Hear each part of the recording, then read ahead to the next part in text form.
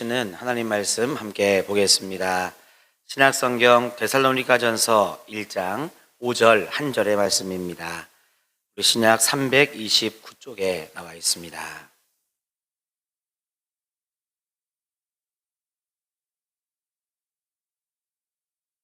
데살로니가전서 1장 5절의 말씀, 다 같이 이 말씀을 한 목소리로 봉독하시겠습니다. 이는 우리 복음이 너희에게 말로만 이른 것이 아니라 또한 능력과 성령과 큰 확신으로 된 것임이라. 우리가 너희 가운데서 너희를 위하여 어떤 사람이 된 것은 너희가 아는 바와 같으니라. 아멘. 할렐루야. 오늘 수요일에 나오신 여러분 주님의 이름으로 축복하고 환영합니다. 옆에 계신 분들과 같이 인사하시겠습니다. 잘 오셨습니다. 네, 한 번 더 인사하실 때 은혜 받는 시간 되기를 축복합니다. 네, 여러분 손을 우리 가슴에 대시고 오른손을 가슴에 대시고 5번의 사랑의 고백을 함께 나누겠습니다. 나를, 가족을, 성도님을, 이웃을, 하나님을 사랑합니다. 아멘. 우리 성도님들의 이와 같은 사랑의 고백이 분명하게 이루어지는 올 한 해가 되시기를 간절히 소망합니다. 사람을 움직이는 힘이 몇 가지가 있습니다. 첫 번째, 사람을 움직이는 힘은 지위가 될 것입니다. 사람이 가지고 있는 지위가 사람을 움직입니다. 상사가 오라고 하면 이 부하는 오게 되죠. 또 선임자의 자리는 역시 아랫사람을 움직이게 되어 있습니다. 또 부모의 자리는 자녀도 움직이게 되어 있습니다. 이렇게 지위가 사람을 움직일 수 있습니다. 두 번째가 있다면 비전입니다.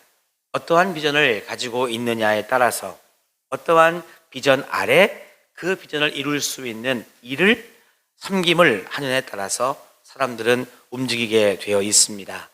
왜냐하면 사람들은 가치 있는 일을 하고자 하기 때문입니다. 그러므로 여러분, 우리 교회의 비전이 뭔가요? 꼭 제가 목사의 지위로 물어봤다고 생각하지는 마시고 여러분, 우리 교회의 비전이 뭔가요? 그렇죠. 지나온 100년을 감사하고 새로운 100년을 향한 사랑 이야기입니다. 사랑이 넘치는 하루하루의 삶, 우리의 평생의 시간이 되기를 소망하는, 우리 교회가 되기를 소망하는 그런 큰 비전 가운데 그 비전을 이루기 위한 여러분 평생의 우리 표어 방향성은 하나님 사랑, 서로 사랑, 이웃 사랑을 이루는 정화교회입니다. 역시 이것을 또 이루기 위한 매해마다의 구체적인 여러분 어떤 실천적인 방향, 목표는 뭐냐? 올해는 서로 사랑이 풍성한 우리 교회가 되기를 바라는 것이죠. 여러분, 괜히 여러분 위에, 괜히 여러분 왼쪽에 표를 붙여놓은 것이 아닙니다. 어떤 분들은 이야기합니다. 표를 붙여놓으면 연초에는 표가 눈에 들어온대요. 그래서 그래, 올해는 이렇게 사야지, 행해야지. 그런데 봄이 지나고 여름쯤 되면 표가 눈에 안 들어온대. 그런 분도 계시더라고요. 다른 교회, 정화교회 말고.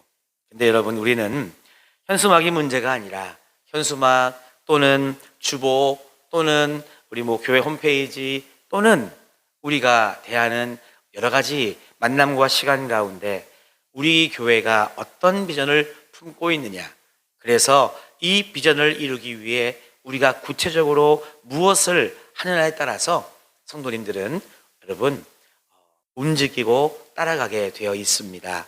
그래서 우리 정화교회는요, 사랑 이야기라고 하는 이 목회의 비전에 우리 모두가 그 가치를 느끼고 여러분 기꺼이 동감해서 여러분 그 비전을 향해 달려갈 수 있기를 저는 간절히 기도하고 있습니다. 세 번째, 사람을 움직이는 것은 바로 사람입니다. 사람이 사람을 움직입니다, 여러분. 그 사람이 누구인가 하는 것이죠. 이것은 지위의 문제가 아니라 그 사람이 어떤 사람인가에 따라서 그 사람의 어떤 여러분 말과 하는 섬김에 여러분 우리는 움직이게 되는 것입니다. 저는 그래서 사람을 움직이는 것이 지위, 비전, 사람이라고 이야기할 때 오늘 저는 사람에 한번 포인트를 맞추어 보고자 합니다. 왜냐하면 오늘 본문에서는 사람에 대한 이야기를 하고 있기 때문입니다. 사람들은요, 지위에는 잠시 순종할지 모릅니다. 여러분 드라마 같은 데 보면 이 아래 부하가 상사의 어떤 명령이나 지시나 업무에 따라서 열심히 하다가 보고서 이렇게 냈는데 이것도 보고서라고 가져왔어? 이렇게 하면 한 번 참아요. 두 번 참았어요. 세 번 참았어요. 그 다음에는 또 그러면 주머니에서 준비된 파이서를 딱 꺼내가지고 나 그만둘 거야! 딱 던지고 나오는 여러분, 이런 드라마 보신 적 있죠? 그러니까 사람은 지위에는 잠시 순종할지 모릅니다. 상사, 상관, 전임자, 어른이라고 하는 이 권위에 사람들은 잠시 순종은 할 수 있지만 그 순종이 진심이 아닐 때에는요, 얼마 가지 못합니다. 눈앞에서는 고개를 숙이고 알았다고는 하나 돌아서면 아닌 것이 여러분 있는 것이죠. 그리고 사람들은 먼저 대의를 따를 수 있습니다. 큰 뜻을 보고 그 뜻을 따라갈 수 있습니다. 하지만 그 뜻이 좋아도 그 뜻을 이야기하고 쉐어링하는 그 사람이 여러분 마땅치 않을 때에는 따라가지 않는 거예요. 여러분 그래서 뭐라고 하죠? 그래서 여러분 저와의 관계도 좋아야 돼요. 왜? 목사와 성도 간의 관계가 안 좋으면 아무리 목사가 정말 은혜로운 설교를 해도 안 들리는 거예요. 이해가 되시나요? 제가 만약에 그 능력이 많으시다고 하는 제가 조용기 목사님의 설교를 막 해도 여러분 저와 관계가 안 좋으면 안 들리는 거예요. 근데 제가 너무 부족한 설교를 해도 저와 관계가 좋으면 잘 들려요. 평가하지 않고 잘 들리게 되어 있습니다. 여러분 그래서 사람을 움직이는 것이 지위도 될 수 있고 비전도 될 수 있지만 오늘 성경 말씀에서는 사람이 사람을 가장 잘 움직이는 존재라고 말씀해 주시고 있는 것이죠. 예수님을 따르는 수많은 제자들, 예수님을 위하여 목숨을 바쳤던 수많은 순교자들, 그들은 예수님을 따랐습니다. 예수님의 능력, 예수님의 비전을 따랐다기보다는 예수님의 성품, 예수님의 인격으로 인해서 예수님의 말씀에 순종을 하게 된 것이고요. 마지막에는 예수님의 비전 또한 품으면서 자기 자신을 순교의 자리에서 생명을 내어놓을 수 있었습니다.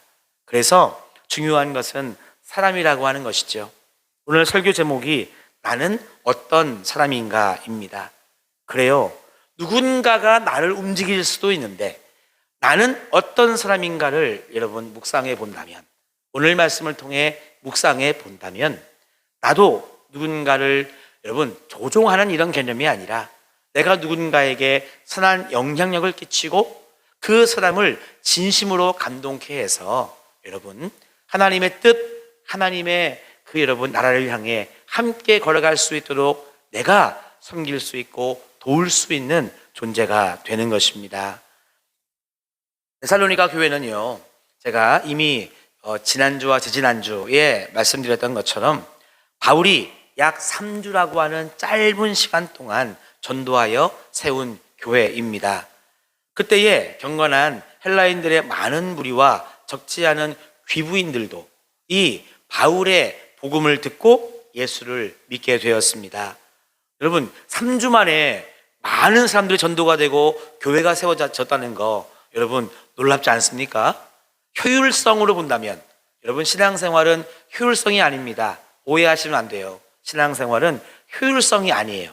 가치입니다. 세상에서는 효율성을 따질 수 있으나 교회에서는 효율성을 따지는 것이 아니라 가치를 따지는 거죠.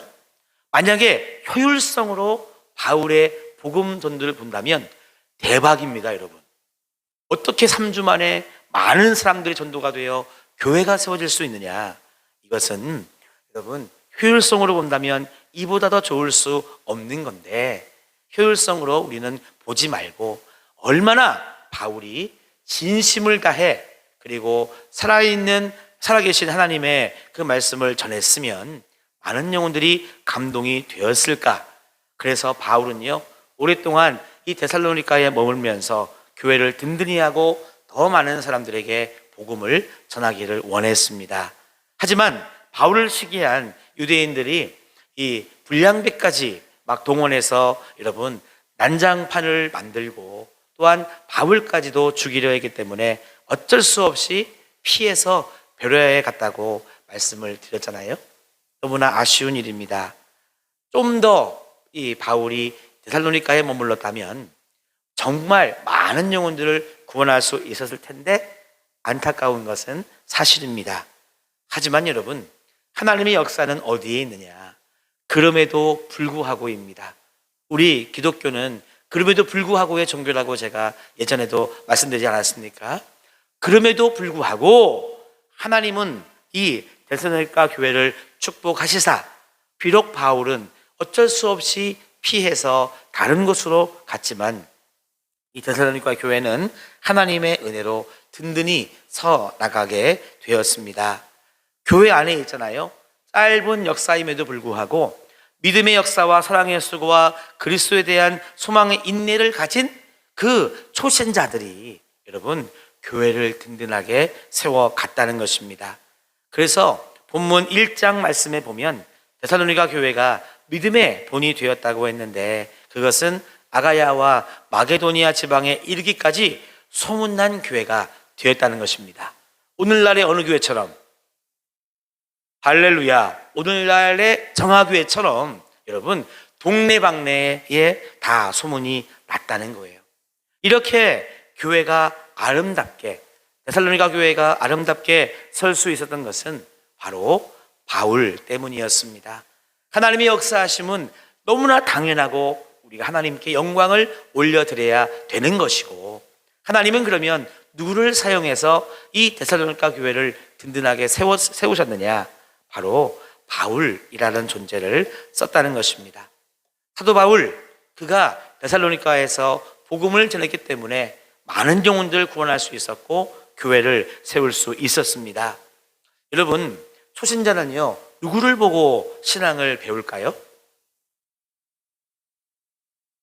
물론 목사님이 말씀을 들으면서도 신앙이 성장할 수 있습니다. 또 스스로 성경을 보면서도 신앙이 성장할 수 있어요. 그런데 그 퍼센테이지보다 더 많은 것을 차지하는 것은 나를 전도한 전도자, 인도자 또는 나보다 먼저 믿은 신앙의 선배들의 모습을 통해서 배웁니다. 그래서 믿음이 성장하는 경우가 더 많다는 것입니다. 이 데살로니가 교회 성도들은요, 자신에게 복음을 전하고 한 사람의 하나님의 자녀가 되게끔 그렇게 큰 도움을 주었던 바울의 모습을 통해서 더 그들의 믿음은 든든히 서 나갈 수 있었습니다. 그래서 어떤 핍박과 환난이 다가와도 그들은요, 신앙을 결코 포기하지 않았다는 거예요. 그래서 뒷부분 우리 5절 말씀에 보면 이렇게 나와 있습니다. 이는 우리 복음이 너희에게 말로만 이른 것이 아니라 또한 능력과 성령과 큰 확신으로 된 것임이라. 우리가 너희 가운데에서 너희를 위하여 어떤 사람이 된 것은 너희가 아는 바와 같으니라. 이렇게 여러분 말씀하고 있는 거죠. 그래서 여러분 능력은 말에 있는 것이 아니고 바울의 언변술에 있는 것이 아니고 더 심하게 말하면 바울의 비전에 있는 것도 아니고 바로 바울이라고 하는 그 사람의 여러분 됨됨이 때문에 사도된 바울의 진실성 때문에 여러분 많은 사람들은 믿음의 성장이 있었다고 하는 것입니다. 그래서 오늘 참 중요한 우리들을 향한 도전이자 질문입니다. 한번 저를 따라해 보실까요? 나는 어떠한 사람인가? 그렇습니다. 오늘 한번 두 가지로 묵상할 때 여러분들도 바로 이런 사람이 되기를 간절히 소망합니다. 첫 번째 모습입니다. 저를 따라하실까요? 진실한 사람이 되자. 맞아요. 여러분 한 분 한 분은 하나님 앞에 그리고 많은 사람들 앞에 진실한 한 사람의 성도가 되어야 할 줄로 믿습니다. 우리는 먼저 진실한 사람이 되어야 합니다. 왜냐하면 오늘 데살로니가 사람들에게 복음을 전하고 교회를 세웠던 사도 바울이 데살로니가 교회 앞에서, 그 성도들 앞에서 진실했기 때문입니다. 이 바울이 있잖아요, 교회와 성도들 앞에서 얼마나 진실했던가 하는 것은 앞으로 우리가 2장에 넘어가서 볼 때 우리는 더 구체적으로 볼 수 있습니다. 그냥 간단하게만 요약해 본다면 바울은요, 일단 데살로니가 교회 성도들에게 거짓되지 않았습니다. 그리고 악한 생각도 품지 않았습니다. 그들을 여러분 속이지도 않았습니다. 오직 사람을 기쁘게 하기 이전에 하나님을 기쁘시게 하기 위해서 바울은 수고했다는 거예요. 여러분 참 중요한 포인트죠. 사람을 기쁘게 하려고 한 것이 아니라 그보다 먼저 하나님을 기쁘시게 하기 위해서 바울은 수고했다는 것입니다. 사람들이 듣기에 좋은 말을 해서 마음을 얻고 환심을 사려고 여러분 바울은 하지 않았습니다. 다른 사람들의 칭찬이 막 고파서 칭찬받으려고 여러분 바울은 한 것이 아닙니다. 내가 사도다 하고 여러분 바울은요 목에 기부스하고 어깨에, 우리 여기에 뭐 넣는다고 하죠? 그걸 넣어서 이렇게 여러분 힘을 주었던 사람이 아니었습니다. 바울은 오직 정말 부모의 심정, 어미의 마음으로, 아비의 마음으로 그들을 대했고 그들에게 복음을 전하고 가르쳤습니다. 이게 여러분 바울의 진실함이었습니다. 저는 바울의 이와 같은 모습을 보면서 저도 깨닫습니다. 우리는 하나님 앞에서는 한 사람의 하나님의 자녀, 성도이지만 우리는 누군가에게는 여러분 신앙의 선배로서 존재하게 됩니다. 여기 계신 성도님들도 마찬가지잖아요. 다 장로님, 권사님, 안수 집사님, 또 집사님이세요. 여러분 중에 직분이 없는 분은 안 계시네. 웬만하면 다 또 항종직이세요. 죽을 때까지 여러분 그 직분 다 가지고 가실 분들이 이 자리에 계십니다. 그리고 지금 온라인으로 예배드리는 분들 가운데서도 분명 직분자가 많으실 텐데 여러분 그래서 우리는 선한 의미로 사람을 움직일 수 있는 존재가 되어야 됩니다. 그것은 내 직분이나 다른 것이 아니라 바울과 같은 진실함으로 다른 사람에게 선한 영향력을 끼쳐서 하나님을 향하여, 천국을 향하여, 믿음을 향하여 여러분 열심을 낼 수 있도록 우리는 선한 영향력을 끼쳐야 된다는 것이죠. 그래서 여러분 우리는 그리스도인으로부터 빛과 소금 같은 영향력을 끼쳐야 되겠습니다. 우리 예수님께서는요 우리들에게 그냥 가만히 있어라, 뭐 어디 땅 파서 묻어놓아라 예수님은 말씀하지 않았습니다. 예수님이 우리들에게 말씀하신 것은 무엇이냐면요, 마태복음 5장 13절에서 16절까지 말씀에 나온 것처럼 너희는 세상의 소금이니 만일 그 맛을 잃으면 무엇으로 짜게 하리요? 후에는 아무 쓸데없어 다만 밖에 버리워 사람에게 밟힐 뿐이니라. 너희는 세상의 빛이라. 너희 빛을 사람들 앞에 비추게 해서 너희들의 착한 행실을 보고 하늘에 계신 너희 아버지께 영광을 올려드리게 하라. 우리 예수님께서는요 우리들에게 명령하셨어요. 너희들은 세상의 빛이다, 소금이다 말씀했습니다. 여러분 우리가 바울처럼 진실함을 가지고 살아가지 못하면 빛을 잃은 존재가 되고 맛을 잃은 존재가 돼서요 여러분 밖에 그냥 뿌려지고 쓸모가 없어서 버려지는 그런 내가 충분히 될 수 있다는 것입니다. 여러분 그래서 나는 어떠한 사람인가? 바울처럼 진실한 사람이 되기를 우리는 소망해야 되는 것입니다. 그래서 여러분 우리가 진실하다면 분명 우리가 말하는 말에 하나님께서 능력을 주시고 권세를 주시리라 믿습니다. 우리가 진실하다면 우리의 손과 발로 섬기는 모든 일에 하나님의 크고 놀라우신 역사가 분명 임할 줄로 믿습니다. 여러분 우리가 진실하다면 우리 사람은요 다 영적 존재이기 때문에 상대방이 느껴요. 저 사람은 정말 진실한 사람이다. 나를 진심으로 대한다. 말로만이 아니라 저 사람은 정말 마음으로부터 나를 그렇게 대한다. 여러분, 상대방이 느껴요. 게다가 그 느낌 속에 우리가 말로 표현하고 손과 발로 행하면 여러분 정말 그 사람은 감동받고 여러분 은혜를 받아서 나와 함께 할 수 있는 믿음의 신앙인이 될 수 있는 것입니다. 그래서 여러분 따라합시다. 나는 어떠한 사람인가? 진실한 사람이 되자. 네, 오늘 여기 계시는 우리 모든 성도님들이 사도 바울처럼 진실한 신앙인이 되셔서 선한 영향력을 끼칠 수 있는 우리 모두가 되기를 간절히 소망합니다. 자, 두 번째입니다, 여러분. 오늘 말씀을 통해 다시금 깨달을 수 있는 내가 어떠한 사람이 되어야 되는가 따라합시다. 그리스도의 마음을 담은 사람이 되자. 네, 여러분, 이것은요 결국 예수님으로부터 나오는 마음이라고 하는 것입니다. 5절 말씀의 끝에 보면 우리가 너희 가운데서 너희를 위하여 어떤 사람이 된 것은 너희가 아는 바와 같으니라 그랬습니다. 이것은 바로 우리가 섬기는 이 마음이 예수님으로부터 온다는 것을 우리들에게 깨달음을 주고 있는 것입니다. 우리가 예수님의 마음을 가질 때, 예수님의 마음을 배울 때, 예수님의 마음을 품고 나아갈 때 우리는요 정말 진실한 사람이 될 수 있고 선한 사람이 될 수 있고 그 예수님의 마음으로 여러분 선한 영향력을 끼칠 수 있다는 것입니다. 빌립보서에서 사도 바울은 이 예수님의 마음에 대해서 이렇게 설명해 주고 있습니다. 이 말씀은 중요한 말씀이라 우리 한번 찾아보실까요? 빌립보서 2장의 말씀입니다. 우리 조금만 앞으로 가면 빌립보서가 있죠?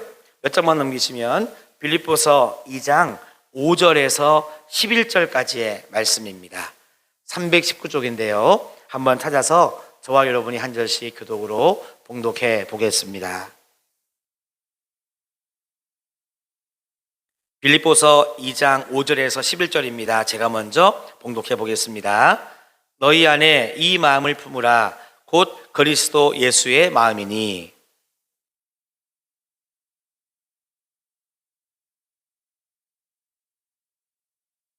오히려 자기를 비워 종의 형체를 가지사 사람들과 같이 되셨고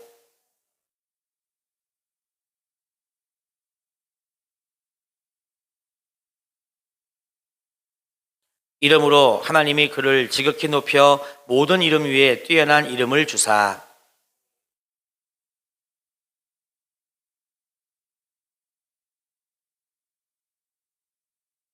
같이 읽읍시다. 모든 입으로 예수 그리스도를 주라 시인하여 하나님 아버지께 영광을 돌리게 하셨느니라.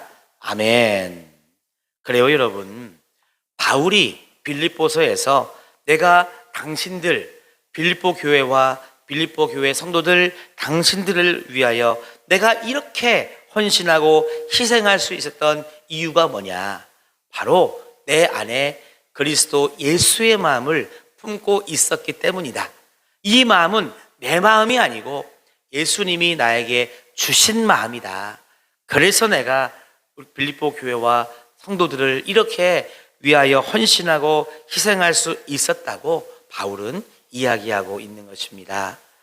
여러분, 구약 시대에 유대인들이 제사를 드릴 때에는요 반드시 짐승을 제물로 하나님께 드렸습니다. 여러분 잘 아시죠? 그때 그 짐승은 죽어야 됐어요. 왜냐하면 내가 죽어야 되지만 내 목숨은 하나이기 때문에 내가 죽을 수 없으니 제물로 끌고 온 그 짐승에게 내 죄를 다 전가해서 그 짐승을 하나님께 제물로 드리는 희생제사를 드렸다고 하는 것입니다. 바울의 심정은 지금 어떤 심정이냐? 바울은 빌립보 교회 성도들을 위해서 내가 마치 정말 구약 시대의 그 희생 제물처럼 내가 차라리 제물로 드려줘도 좋다는 거예요. 누구를 위해서라면? 당신들을 위해서라면, 빌립보 교회 성도들 당신들을 위해서라면 나는 기꺼이 마치 구약 시대의 희생 제물처럼 나는 드려도 좋다는 것입니다.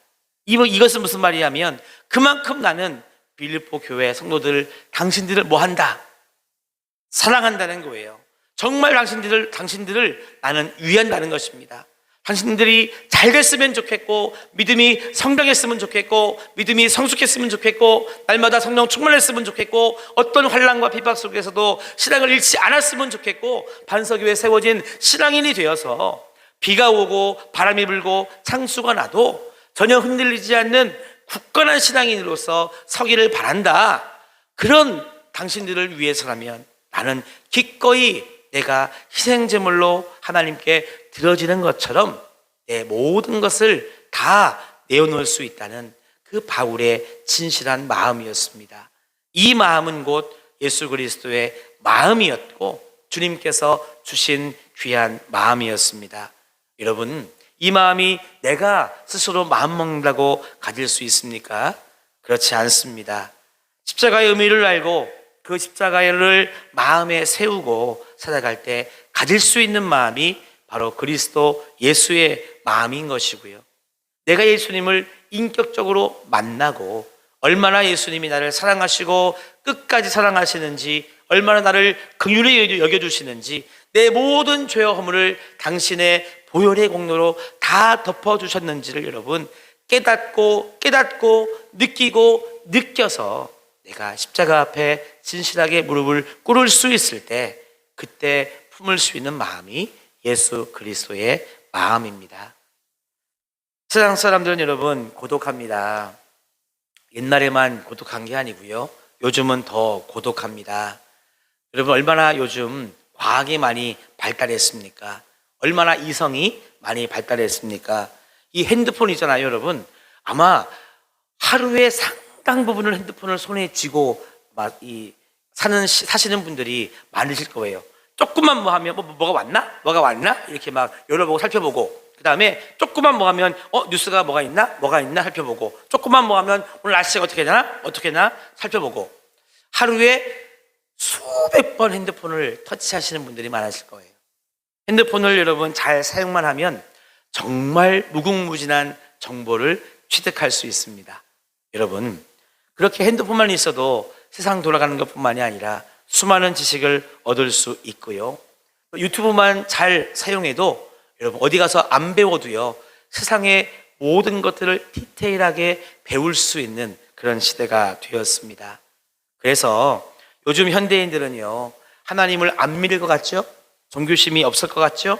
그리고 안 고독할 것 같죠? 그렇지 않습니다. 바쁘고 분주하고 복잡 다양한 삶을 살아가는 오늘 현대인들은요, 오히려 더 고독감을 많이 느낀다고 해요.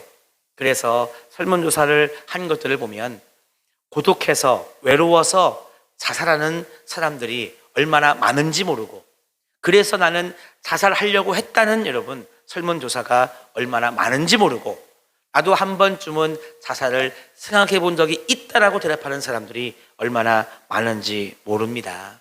그래서 여러분, 세상 사람들은요, 그래서 고독과 외로움을 이기고자 관심을 받기 원해요. 그리고 사랑을 받기를 원합니다.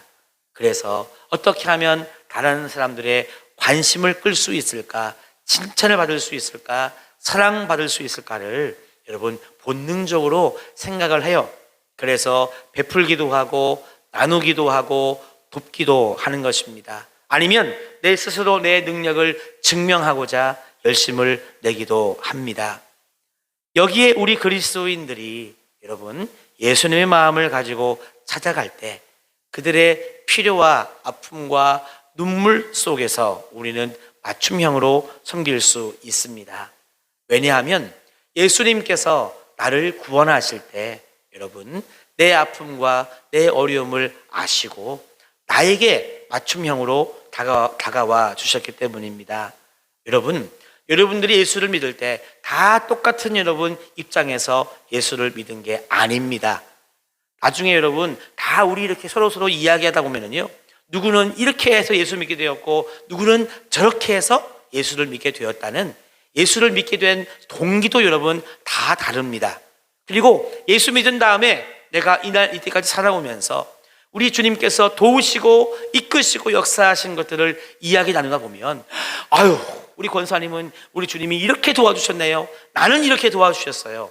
여러분, 우리의 모습이 다 다릅니다.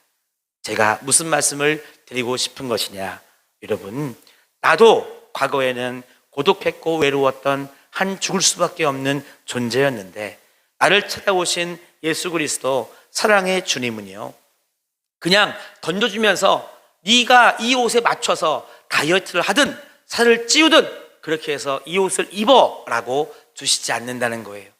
예수님이 우리를 구원하시고 사랑해 주시는 방법은 그렇게 옷을 던져줘서 이 옷에 너의 몸을 맞추어라가 아니고, 마치 여러분, 우리가 맞춤 옷을 만들어 입는 것처럼 내가 입었을 때 딱 맞고 너무너무 편안하고 여러분 만족감을 느낄 수 있는 그런 옷을 우리들에게 주신 것처럼, 그렇게 여러분 나에게 맞춤형으로 다가와 주신 거예요.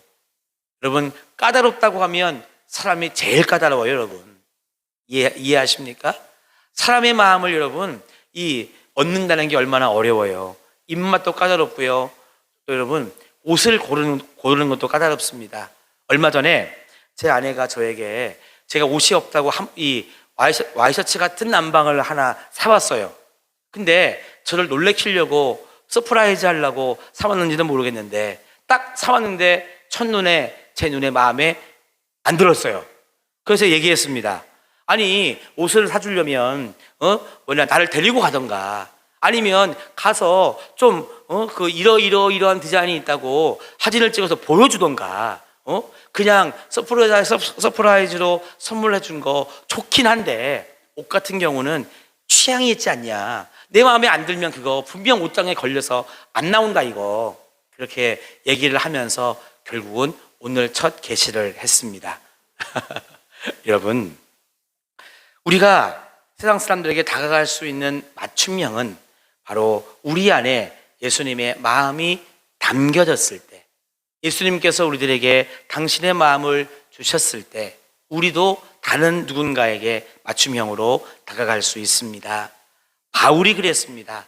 바울은요, 내가 복음을 전하는 그 지역 그 사람들에게 맞게 복음을 전했습니다. 진리이신 예수님은 변하지 않지만 그 복음을 가르치고 선포하고 또한 그들을 돕고 함께하는 세부적인 방법은 그들에게 다 맞추어 주었다는 거예요. 여러분, 우리도 오늘날 복음을 전하고 사랑을 전할 때에 우리는 일방통행이 되면 안 되겠습니다. 그냥 나를 따라오라고 하는 것은 여러분 옳은 방법이 아닙니다.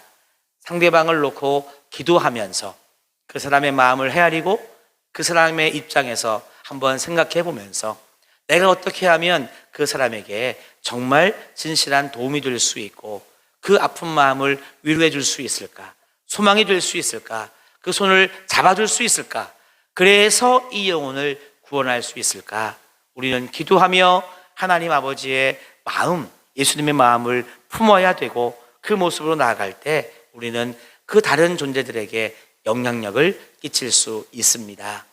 우리 사랑하는 성도 여러분, 사람이 사람을 움직일 수 있습니다. 그런데 그 움직임이라고 하는 것은 내가 진실할 때 한 영혼에게 선한 영향력을 끼칠 수 있는 것이요, 또한 내가 그리스도 예수의 마음을 품고 있을 때에 그 다른 사람에게 맞춤형으로 선한 영향력을 끼칠 수 있는 것입니다.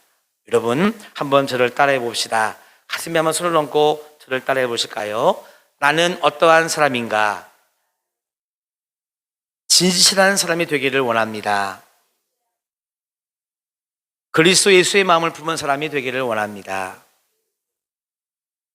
마지막으로 따라합니다. 그래서 한 영혼에게 선한 영향력을 끼칠 수 있는 사람이 되기를 원합니다. 아멘. 그래요, 여러분.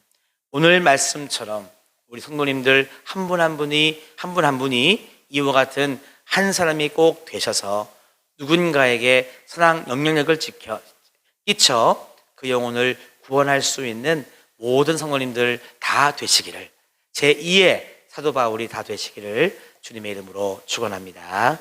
같이 기도하시겠습니다. 사랑해 주님 감사합니다. 우리 모두를 사랑하시고 오늘도 주시는 말씀에 힘입어 내가 정말 어떠한 사람인가를 묵상케 하심을 감사드립니다. 바울이 데살로니가 교회 성도들에게 내가 너희를 위하여 어떤 삶이 된 것은 너희가 아는 바와 같다고 그렇게 말씀을 전했습니다. 하나님, 우리도 바울처럼 진실한 한 사람이 되게 도와주옵시고 우리도 바울처럼 그리스도 예수의 마음을 품은 한 사람이 되어서 주님께서 만나게 하시는 그 또 다른 사람에게 사랑 영향력을 끼치며 맞춤형으로 사랑을 전하고 귀한 섬김을 잘 감당하여 주께로 인도할 수 있는 귀한 영혼들로 축복하여 주시옵소서. 예수님의 이름으로 감사하며 기도하옵나이다.